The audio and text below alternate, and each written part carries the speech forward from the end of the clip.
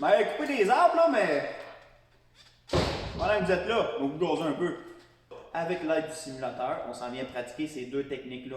La première technique, c'est utiliser la suspension pour s'aider à amorcer le wheelie. Et la deuxième technique, plus avancée, on s'en vient rajouter la levée avec la clutch. Donc, le relâchement de clutch rapide au bon moment qui va faire en sorte de s'aider à l'aide du moteur pour se donner un élan pour prendre la hauteur rapidement pour se rendre au point d'équilibre le plus rapidement possible.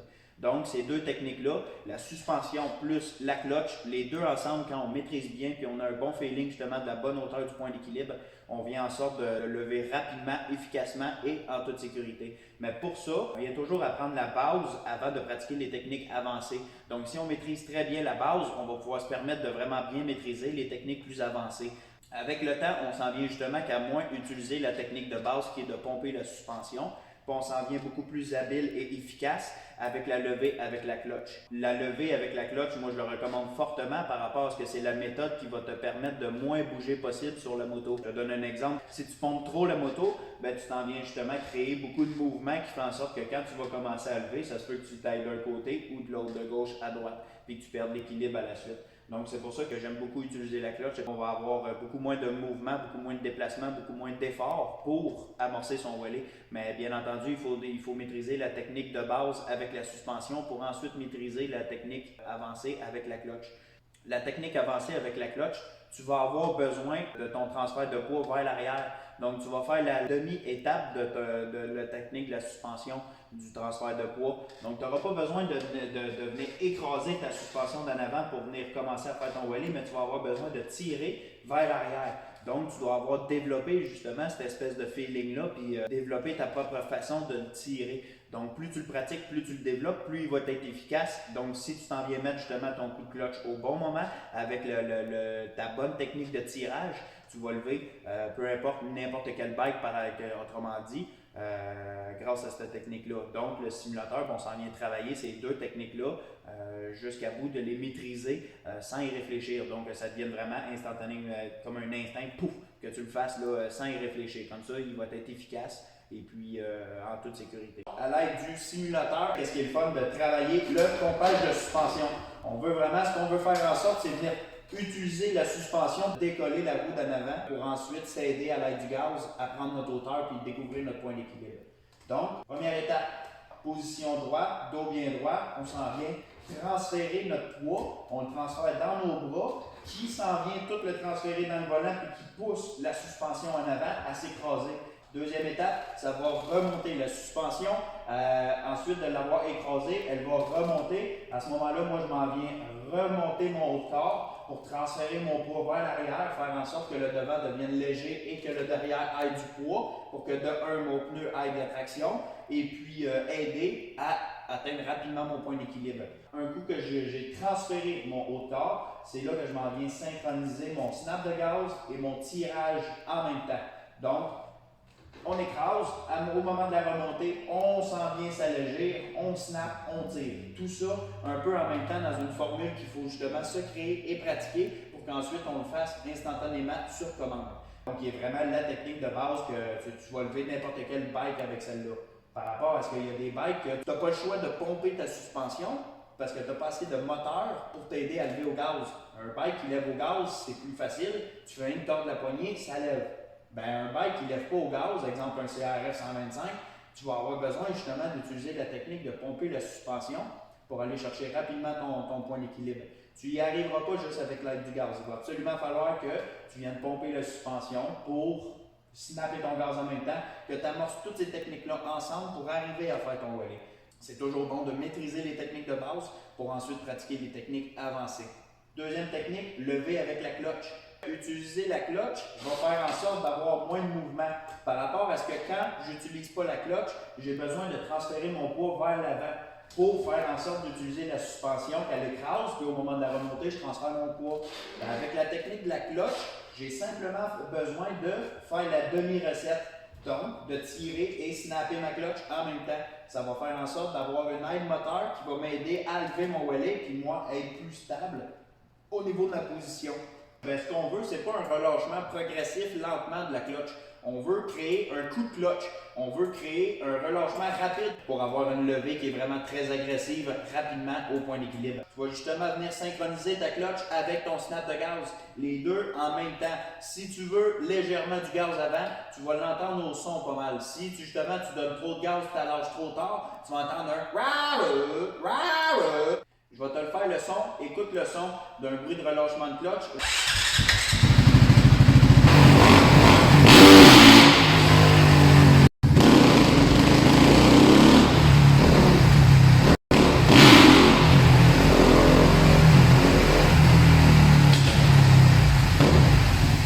Si tu as bien entendu, le premier son, j'ai donné énormément trop de gaz avant, puis après j'ai lâché la clutch, j'ai atteint le cut-off.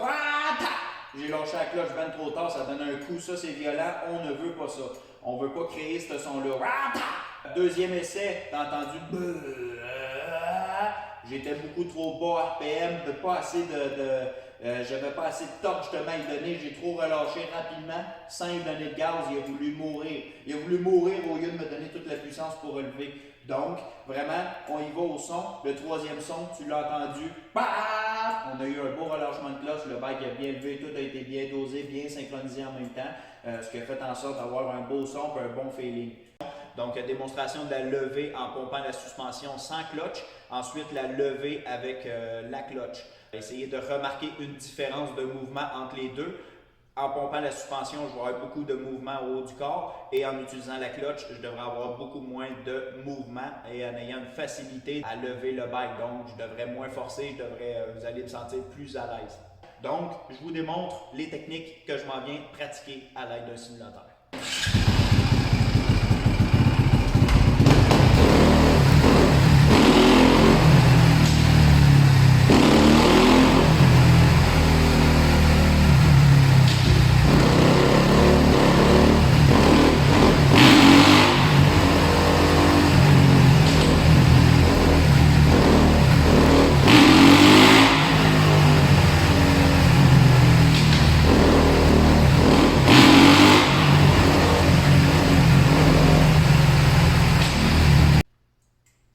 La grosse différence aussi entre la technique de base, pomper la suspension, et la technique avancée de lever avec la clutch, le feeling des deux techniques obtenues est différent.